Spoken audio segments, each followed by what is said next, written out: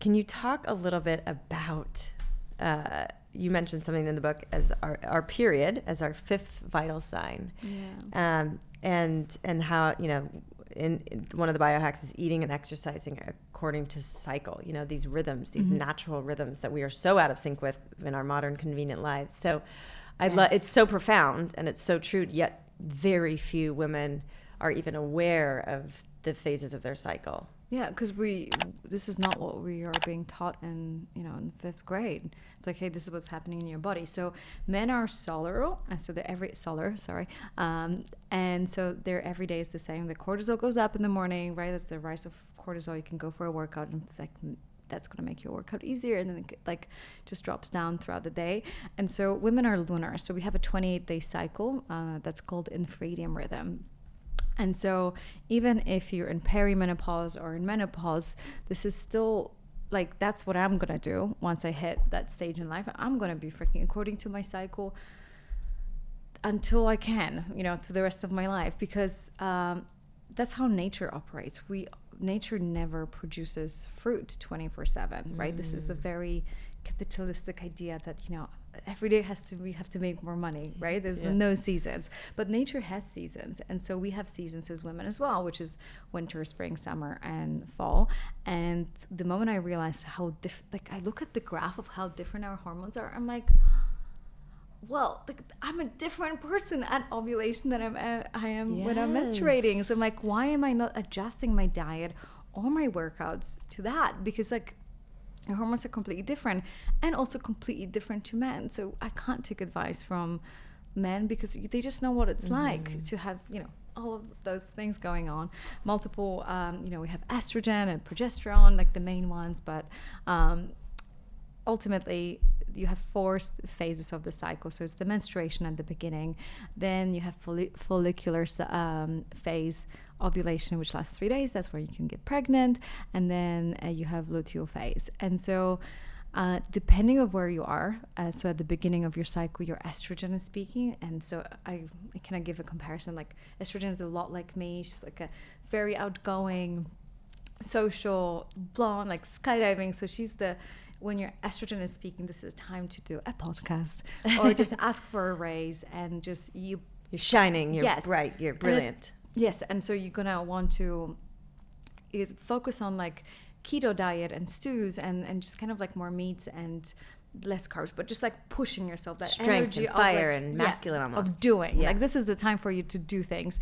And then luteal phase, which is from day 21 essentially, the last 7 days of the luteal phase is where you go within, and then at the beginning of your menstruation as well, which is all about being, it's all about relaxing and all about not producing results, but just tuning in with yourself and asking what's next, right? And letting go and shedding the past. Yeah, and having carbs. And curling up in bed and crying. Yeah. But processing emotions, but we have, there are a couple of things. First of all, the way we PMS these days is a sign of hormonal imbalance. A lot of doctors say that if you are completely taken, if you're possessed by your hormones, the chances are that your hormones are unbalanced to the point that make you feel like your PMS is much worse. I noticed that from myself, that on a day when on a month where I'm sticking to living according to the cycle, I barely PMS. But on those months where I'm maybe I can get away with this and that, or avoid carbs, I push myself at the gym, then I just it's not fun to be around me. And so when I realized the super, I was wow, because we're brainwashed to always be on and always be doing things, when there's a few days of a month where we go within, it's almost deemed as not valuable. Right? Because of the way you're not working as hard and you're weaker and you don't want to socialize. So all of these extrovert qualities in a human are more celebrated in the Western world. But going within, listening to your intuition, focusing on being instead of doing, that's superpowers. You just brainwashed. I mean, I know I have been to think otherwise. Mm-hmm. I love it. I need to give myself, my human design, I'm a projector. And so my whole life, it's I was an actor as a young kid and out in the spotlight. And then I played a bunch of sports. And was very busy. But then there was a part of me that was like, so I would consider myself almost an introvert. Like I just needed solitude. And you need a lot more rest than I've been giving myself lately. And especially as a mom, obviously you have priorities that are not you all the time. And my child sleeps with me, so sleep sometimes eludes me, although I'm hacking it. I'm trying to figure that out, and it's working. But yeah, it's just to become aware of our cycles and the fact that the different phases and the hormones and the different needs within each phase. It's just like that knowledge. I know in that few days leading up to my period and during my period, I have full Mother Nature permission to just relax, like nurture myself with whatever comfort foods I need, listen to my body, rest, Netflix and chill, don't be social, and it just gives myself permission for someone that needs permission. I need permission. I do.